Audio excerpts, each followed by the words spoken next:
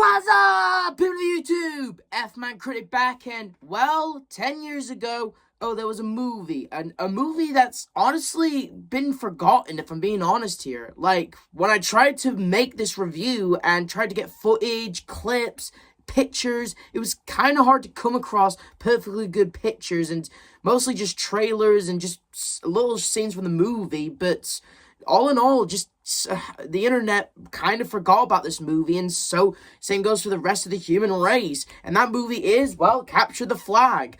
And to tell you the truth, despite this movie being forgotten by the majority of the world and getting some poor reviews here and there, for me personally, I kind of like this movie.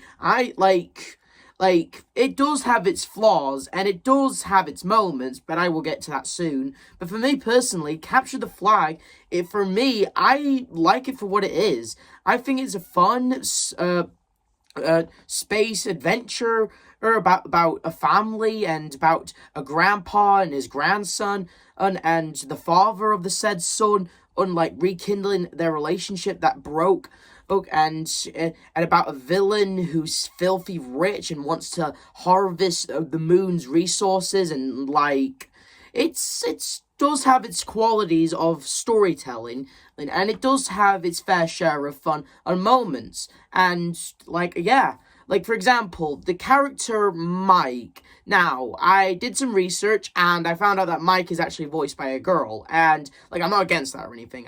But I always wondered why are in movies or TV shows, why is always the kid character always played by a girl? I guess because, women provide better voices for 10-year-old boys, I guess, but, still, I just always found that sort of strange sometimes, if I'm being honest. I mean, no hate, but, I always found that a bit strange. And to be fair, Mike, his motives are clear. He wants to get his dad and his granddad to start getting along again, because his granddad worked for NASA, and he was actually scheduled to be one of the first man to go on the moon. Man on moon. Who can forget that iconic piece of history back in 1969, and when Neil Armstrong and Buzz Aldrin were the first men to walk on the moon. Now we're talking on this movie. But for some weird reason, and Mike's granddad named Frank, that's also my granddad's name. He didn't get to go on the moon, and for that reason, he kind of distanced himself from his own son because of it. Why? We'll get to that soon. And for years, they're kind of closed off with each other. It's Mike's dad's birthday, and the mom tries to get the family together. She always tries to get them together, but the dad, he's always bailing. Kind of a bit of a deadbeat dad. What kind of dad doesn't show up to his own son's birthday? But whatever. And the villain of the movie, Carson, and who's an oil type coon who inherited his wealth and from his father, and he always makes it clear that his dad wanted to go on the moon. He would give up half of his wealth, but that's all a load of shit. Really, Carson's just pulling on this sob story to the public, saying, my dad wanted to be one of the men on moon, but NASA refused. But really, him and his dad never really gave a rat's ass about going on the moon. What he really wanted is some element that is apparently rare on Earth, but apparently loaded on the moon, which is called helium-3, which used correctly can be a great power source. But for Carson, he wants to use it as a weapon and basically destroy and nuke anyone who refused to buy it off of him. And dude, this dude's a freaking psycho right here, straight up.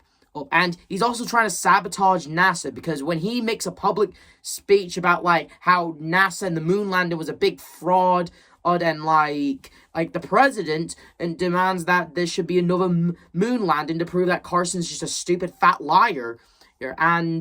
And basically, there's a scene in the movie. Now, I have pointed out that this movie does have its plot holes and problems, and I don't have a clip or a scene from the movie, but there's a scene where Carson hires some kind of spy reporter or something, or photographer, and during the scene where Mike and his friends are on this rocket thing with their dad, And like the guy, he uses his camera, he flicks a switch, and it unlocks the fuel tank and releasing all the fuel. Like, how the fuck is that possible? No, no, no. Like, seriously, how is that scientifically possible? Like, you're telling me his camera had like a built-in switch that was connected to the fuel all thing, and when he flipped it, the tanker just came off and all the fuel came out? How the fuck is that possible? It haunts me to this day. It does, actually. It's 10 years later, and it still haunts me to this day. And because of that injury, the dad broke his leg. Again, he can't go to the moon either. And apparently, according to the dad, it's a family curse. His dad couldn't go. He couldn't go. No one can go to the moon. So Mike, thinking that he could be the one who breaks the curse, he will go to the moon and break the curse. And we get a really fun montage, actually. We get a really fun montage of how he's preparing to, like, since, well, he's a kid, and kids can't go to moon trips. It's him and his friends, which consists of Mike and Marty and Amy. Marty is the inventor of the team, who actually does make some really cool gadgets and inventions. And Amy, like, she does have her fun moments, but really she's just the girl of the movie that Mike hooks up in the end of the movie. Like, there's this thing in the movie where the granddad does caught them, and he's all like, "I found your son and his girlfriend hiding in the ship," and they're like, "We're not boyfriend and girlfriend, we're just friends." And then later in the movie, they kiss by accident, but then they couple up in the end, right? And like I said, in the movie, Mike, his whole character is that he's basically trying to break the curse, and he's basically our main character of the movie. And he also has this arc of, like, he wants to do this Moneyball maneuver, which is, like, earlier in the movie, we saw him play, like, a capture the flag game on the beach with these attractive, cool kids. It's that apparently Mike crushed on one of them, but hey, someone got over that one fast. And he can't pull off this Moneyball maneuver, but he gets a shot of it on the moon. And Marty, I'm not gonna lie, Marty's actually kind of my favorite character. He honestly kind of gets the best laughs in the movie for me. Like for example, like one of my favorite laughs in the movie is like when that thing crashes and they all parachute. He's all like, "I'm gonna die without kissing a girl. I'm gonna die without kissing a girl." And then his pet lizard Igor, he's all passed out, and he's all like, "Someone give him mouth to mouth." He's like, "Oh man, I thought my first chance would be a supermodel." It's kind of funny, kind of laugh out of me. Like, Marty, he does get the best laughs in the movie. Like, I also love the scene where Amy and Mike are on the ship, and they're eating, like, these candies, and there's this really cool song playing called "I Reach You," and it's, and, like, he starts listening to the song, and again, I wish I had a clip to show you, but take my word, like, he starts dancing to it, and he just drags one of the old guys, just going all... it gets a laugh out of me, it does. It still does. And, like, but when Carson manages to make it to the moon, he swaps out the flag. And I forgot to mention that Igor, his pet lizard, he ended up getting onto the ship, becoming the first lizard to ever go to space. And when they, and basically Carson, he wants everyone to believe that NASA was full of shit when they were on the moon by stealing the flag. But when Amy and Mike managed to get the flag and also expose Carson for the psychopathic, the greedy liar that he is, like, apparently Igor, he had, like, this whole camera system built by the genius that is Marty.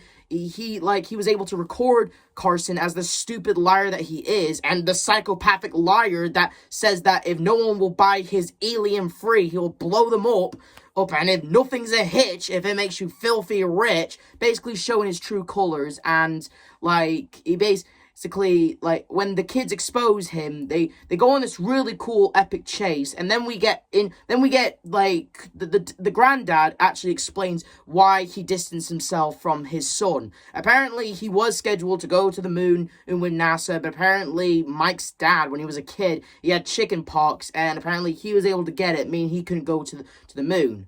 That's kind of stupid, actually. Like, he got chicken pox and he got sick, and like really? That's it? Okay, whatever. And, like, yeah. But hey, it makes up for this cool chase scene. Like, we get this cool chase scene. Like, Mike gets to show off, do that Moneyball maneuver he wanted to do at the beach. And ended up getting Amy as his girlfriend, and ended up defeating Carson, destroying his alien-free factory, and ended up restoring the flag to all of its glory, restoring history, and yeah, and like. And there's also a joke in the movie that Amy, she has, like, this big family. Like, she has, like, an entire family. So much so that Marty pretty much says, geez, are you a family tree or a family country? And, yeah, like, I'm with Marty on that one. Hey, it must be big. Hey, it must be great to have a huge family, though, Amy. Good for you. And the granddad and the son, and he ends up making amends, rekindling their relationship because he heard his confession over space, and yeah, that's the movie, and that was Capture the Flag, and yeah, it does have its fun moments in the movie. But, yeah, the writing problems, like I said, with the camera unleashing the gas, and that's just the tip of the iceberg, my viewers. Like, there's this scene in the movie, like, we find out that Giggs, I guess you can say, the second in command, or the henchman of the villain, and Giggs, we find out that during the climax of the movie, he's a robot. He's a freaking robot. Like, and there's even a post-credit scene after when Giggs and Carter are blasted into more in outer space. And first of all, they didn't die. And when they reunite, he finds out Giggs is a robot, and his creator, who Carter killed earlier with the alien-free blow-up, like, what? Even to this day, like, I can't tell which one's more confusing. The whole camera unleashing gas, or finding out that one of the henchmen this whole time was a robot. Like, what the hell was that supposed to accomplish? Like, what was the point of that? Especially considering the fact they show it right at the end. It's like they had nothing to do with this character, and they're like, oh, let's make him a robot last minute. Like, what? Like, what? Like, there was no need to make Giggs a robot. But apparently they just made him a robot last minute for some reason. Don't know why. It never gets explained. It never gets explained. All we know is the guy that Carter killed was his creator, and, like, that was something for Carter and Giggs to get along with or something. I don't know. And there's also another thing in the movie where Amy and Mike get to the flag, and their whole chase and whole confession thing is being broadcast because of Marty and his tech, and because of Igor being the transmission or whatever. And the kids were racing earlier in the movie, and some they were crushing on. Like, one of the kids calls them a loser multiple times, and when they get the flag, when they see the flag, the main kid is all like, loser, and then, like, okay, fine, they prove they couldn't find the flag, they couldn't get to the flag before Carter did, okay, fine. But then later in the movie, when they capture Carter's actions and true colors on camera, or showing the world who he truly is the kid is all like the other two kids around him are cheering, but he's still all like, loser. Like, what? Like, okay, is he saying loser to Carter, or is he saying loser to Mike and Abby, right? Like, I don't get it. That never gets explored. Is loser the only thing this kid can say or something?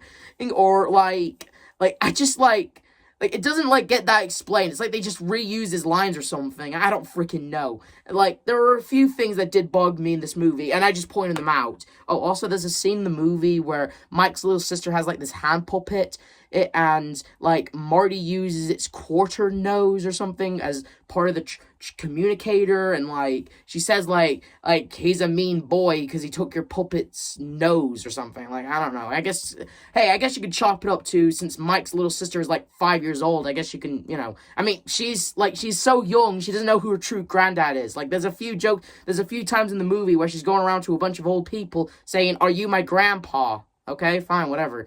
Kid doesn't know her own granddad. I mean, makes sense. Granddad Frank distanced himself from the family, so I guess. Yes, and, like, to be fair, this movie does have its fair share of problems. Like, again, the camera with the, like, I'm not letting that go.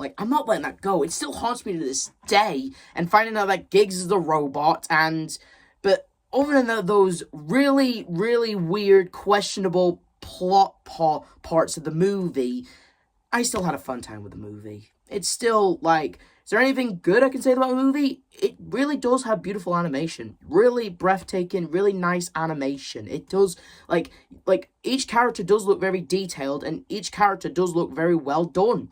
And even the climax is very cool with the cool chase ace where Mike and Amy are getting chased by Carter. It's a really cool sight to see, and like, again, despite a few of the stuff I just pointed out, the movie, it does have its fair share of okay moments. It is an okay movie. Does it have its writing problems? Yeah, it is. It does. But, and is there anything I could change it? Definitely. But other than that, though, I think Capture the Flag is a very okay sci-fi space thriller movie, and it does have heart to it. It does have good animation, and I love that song on I Reach You. I mean it. I love the song I Reach You. It's a really good song, and like. And again, some of the characters are okay. Sure, some lines I do think could have used a retake, especially on Mike. You remember when I pointed out how he's voiced by a woman? Yeah, well, no disrespect to the actress, but I do think some lines from Mike could have used a retake, okay? But other than that, though, I do think the movie is funny, neat, action-packed, and does have its fair share of decent moments. And it is very well animated, I'll give it that. I do think Carter was an okay villain for what he was, and yeah, it's an okay movie. The world may have forgotten about this movie, but I didn't. And this is the F-Man Critic telling you to like, subscribe, hit notification. I'll see you guys next time. See ya!